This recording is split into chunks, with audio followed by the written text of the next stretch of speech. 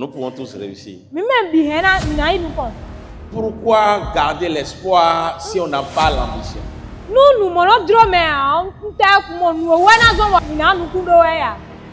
Si vous pouvez voir, vous allez avoir. L'ennemi de la foi, l'ennemi de la vie, l'ennemi de la réussite, c'est le découragement. Le découragement. Lorsque tu te décourages, dès cet instant-là même, ta chute commence. Ta chute commence. Dès lors que tu te décourages. 1 Corinthiens 13, verset 13. La Bible dit, mais ces trois choses demeurent. La foi, l'espérance et l'amour. Et que le plus grand d'entre eux, c'est l'amour.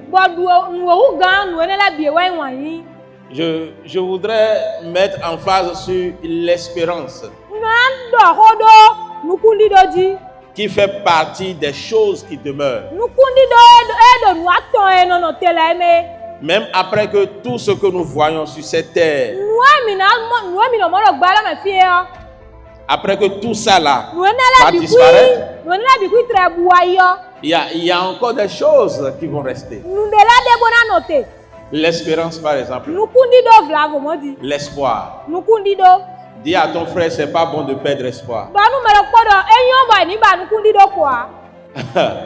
Amen. Amen.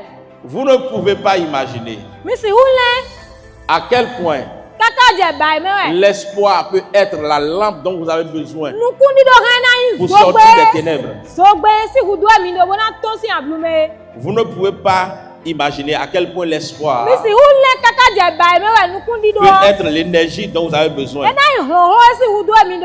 pour rebondir et triompher. Vous ne pouvez pas imaginer à quel point l'espoir peut produire le découragement dans la vie de votre adversaire. Quelqu'un a raconté une jolie histoire de deux chiens. Un chien de race, chien, et un petit chien, les chiens que nous appelons chiens africains. Ouais, les chiens que nous avons d'habitude, c'est des petits chiens de race courte. Le géant est plus fort. Mais le petit chien là, ce qu'il a, il est faible, mais il a de l'espoir. Il est têtu, il est courageux. Il attaque le grand chien et le chien de race le bat. Et quand il se relève, il retourne encore. Quand il se relève, il retourne encore. Il se relève, il attaque encore. Il se relève, il attaque encore. Jusqu'au point où le chien grand là perd de courage, il se décourage et s'enfuit. Ce n'est pas parce qu'il n'est pas fort, mais le courage et l'espoir que le petit chien a l'ont fait peur, l'ont terrifié.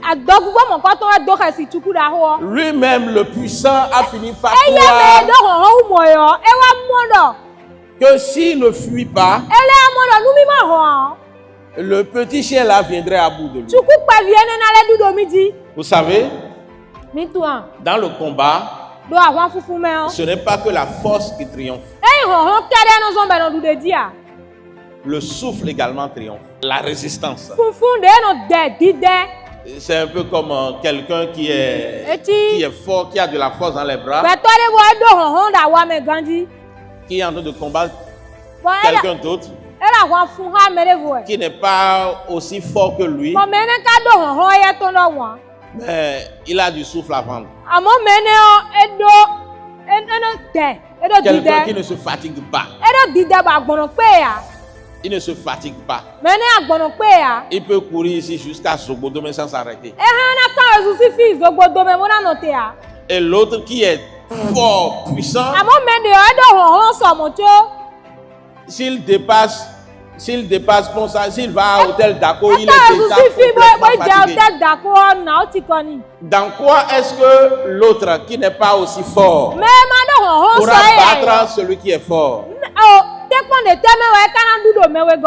L'endurance. Ou bien, mais qu'est-ce qui va l'amener à être endurant? L'espoir. Il va se dire, je vais réussir. Même si maintenant je ne peux pas, je le pourrai. En tout cas, continuons de voir. Il me bat, je vais résister. Il me bat encore. J'essaie. J'essaie encore. Jusqu'au moment où l'autre épuise tous ses réserves. Jusqu'à ce que le fort épuise toute sa force. Jusqu'à ce que les coups du fort n'aient plus de force.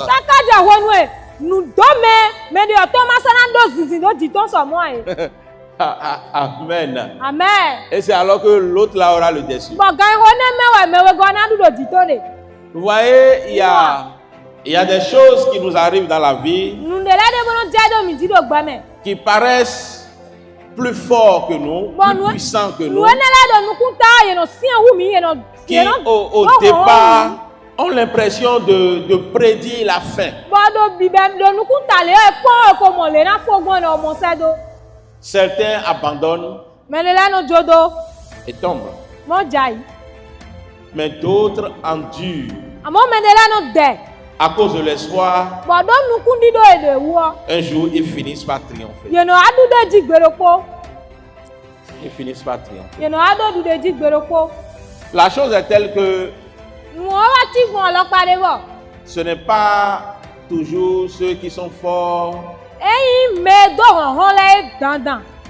qui triomphent du combat.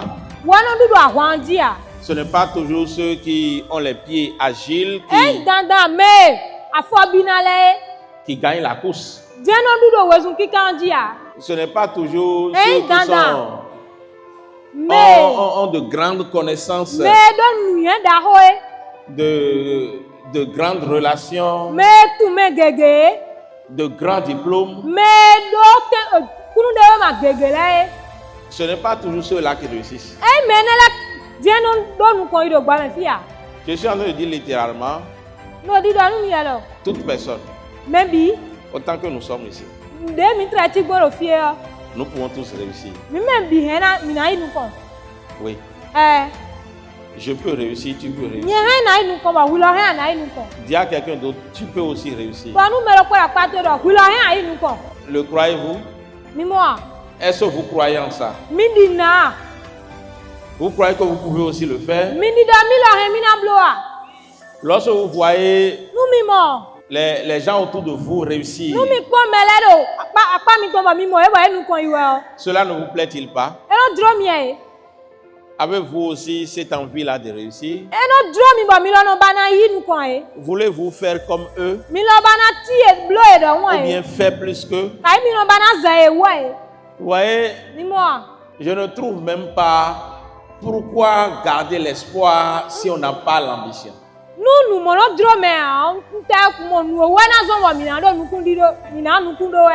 Ce que l'expérience nous a montré, c'est que ceux-là qui ont perdu toute ambition, c'est aussi eux qui sont dans le fleuve du moins du découragement. C'est aussi eux. C'est dit que nous devons avoir une image que nous désirons, que nous voulons suivre, que nous voulons être. Qu'est-ce que vous voulez être dans votre vie? Que voulez-vous faire? Où voulez-vous aller? Aussi grand que cela peut être. Je suis là, ici, devant vous. Dans les chaussures du Seigneur Jésus. Pour vous dire que vous pouvez y aller. Vous pouvez y aller. Le problème de beaucoup d'entre nous, c'est la direction dans laquelle nous regardons. Qui est le problème? Celui à qui vous regardez. Celui qui vous motive. Le choix que vous voulez suivre pour votre vie, qui n'est pas celui que vous devez prendre par exemple. C'est ça qui fait problème. C'est ça qui pose problème. Sinon, en dehors de ça, si vous pouvez voir, vous allez avoir. Si vous pouvez voir, vous allez avoir. Si vous pouvez voir, vous allez avoir. Maintenant, dans le texte que nous venons de lire,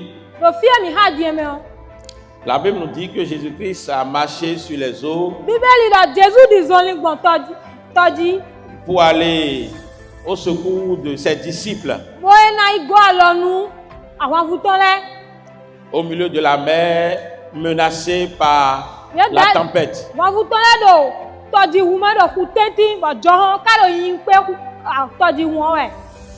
Et lorsque ils l'ont vu venir, ils ont pensé, ils ont cru que c'était un fantôme. Donc ils ont paniqué.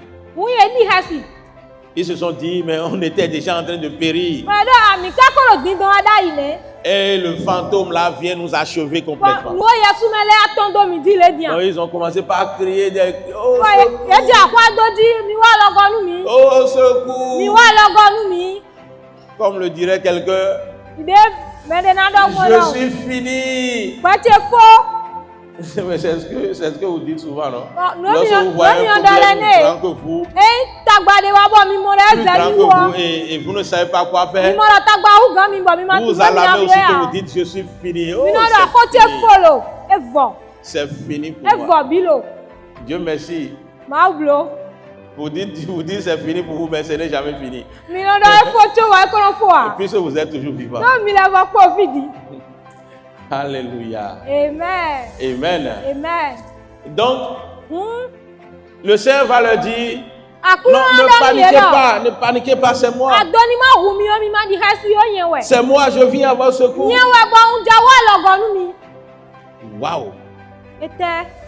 De leur vie. Pierre, c'est un pécheur. Il comprend bien l'eau.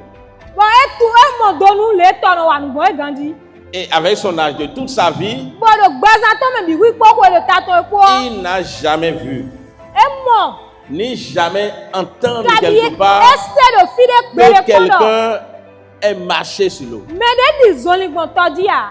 Jamais de sa vie. Et le Seigneur lui dit, c'est moi. Waouh, il s'est dit, quelle grandeur. J'aimerais être comme ce monsieur-là. J'aimerais être comme mon maître. J'aimerais faire comme lui. Je peux aussi marcher sur l'eau.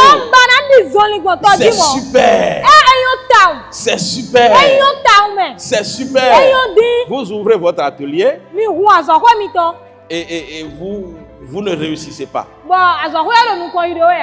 Et peut-être dans votre quartier, tous ceux qui ont les ateliers que vous avez là, aucun d'eux ne réussit, c'est pareil. Et pendant longtemps, ça a été comme ça. Vous êtes conclu que qu'on ne peut pas réussir avec ça. Un jour, le sort vous amène quelque part. Vous découvrez quelqu'un qui est en train de faire la même chose et qui a tellement de réussite. Vous dites waouh. Donc on peut faire ceci et réussir. J'aimerais être comme cette personne. Je veux connaître son secret. Je veux savoir comment il fait pour aller, pour réussir de la sorte. C'est la même chose qui est arrivée à Pierre. Lorsqu'il vit le Seigneur marcher sur l'eau, il s'est écrié et dit waouh! Si c'est vraiment toi, Seigneur, dis-moi de venir. Dis-moi de venir et je viendrai. Dis-moi de marcher sur l'eau, je vais marcher sur l'eau. On se dit souvent, nous sommes créés différemment. Nous avons différentes capacités. Ce que l'autre est en train de faire, je ne peux pas le faire. C'est pourquoi je n'ai jamais pu le faire. Mais en réalité, nous n'arrivons pas parce que nous n'avons jamais essayé de le faire tel qu'il a fait.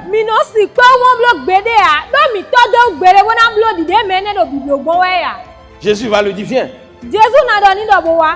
Et Pierre regardant Jésus, il va se jeter à l'eau. Mais cette fois-ci, il va marcher sur l'eau pour aller vers Jésus.